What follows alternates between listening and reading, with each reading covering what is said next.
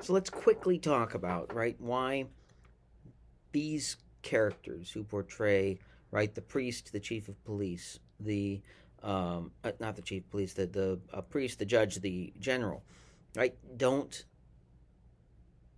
like what's happened to them once they take on these roles. Um, I think this again goes back to something that Genet has said, right, about his own experiences in life. That when he is accused of being something that he is not, it's a little thrilling, right? It's a little thrilling for him to be accused of being a criminal and a prostitute and, a bad person. And so, right, he decides that he's going to actually do these things, right? If it's not true, then he may as well make it true. But once it is true, then I think that it is a little bit disappointing. And I think that's exactly what we're seeing here with these three characters, right? They are perfectly happy to portray their fantasy roles in order to gratify themselves, right? To have some sort of pleasure, sexual pleasure, egotistical pleasure, right? The idea of having power that you don't really have.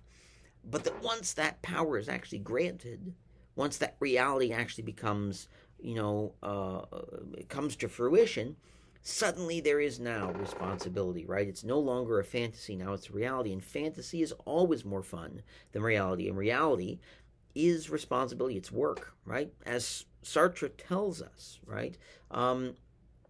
Responsibility leads to anxiety, and anxiety leads to decisions that sometimes are made in bad faith because we start to say that, right, if this is going to be the thing that we are, we can now be judged for it, right? And if this is going to be the thing that we are, then we have to live in it entirely. We have to choose it with all of who we are and all of our, all of our free will and all of our free choice.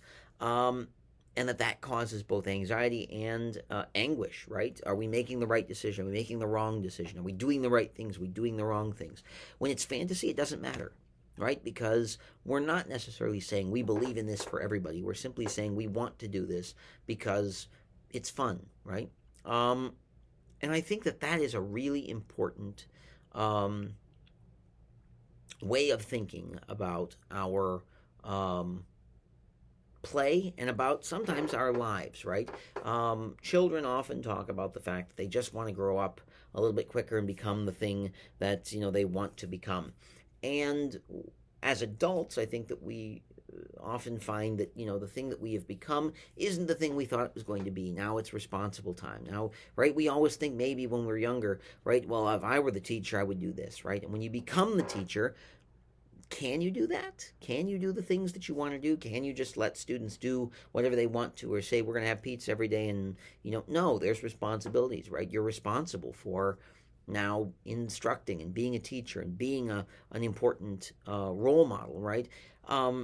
And being that is not always fun, right? In the film, I think we see that, right? That these people go out and they, initially look like they're kind of excited about doing this. They look a little nervous, but hey, we've done this before. We've played this role before, and by the end, they're just tired. They're worn out. They don't really want to do it anymore, right? It was fun back when it was fantasy. So I think Irma gives us um, our opposite. Irma has always been responsible, right? She's been running the brothel, this House of Illusions, for a long time. She has been in charge. She has had power. And in fact, when she becomes the queen, there really isn't much for her to do. She is the ultimate symbol of power with no real reason to do anything, right? They don't need her to do anything. They need her to be there and to be, wear a crown and to be photographed as holding on to power and controlling the government, right? Is she actually doing anything? No, right? There's people behind the scenes. Clearly, the palace envoy is at least as far as we know, the more responsible of the parties, right? He's the one who is able to go around and say, here are the people, here's who's in charge, right? He's sort of the stage manager for a giant stage that presents a play of political power.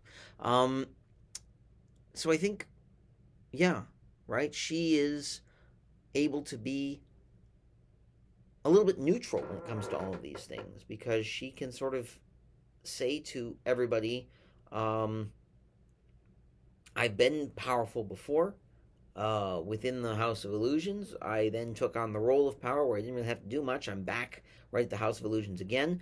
Whether there's a revolution or not, my role does not change, right? I set up fantasies for people and they participate in them, right? So I think that's kind of where we are. When we come back, I do want to talk about a character we haven't talked about much at all yet, but the one who sort of defies our expectations of what you would expect in a House of Illusions. The chief of police, right, is sort of the odd person out in this whole venture. He doesn't necessarily want to portray, but he wants to be portrayed. What changes about that when we look at his role? We'll be back and we'll talk about that in a second.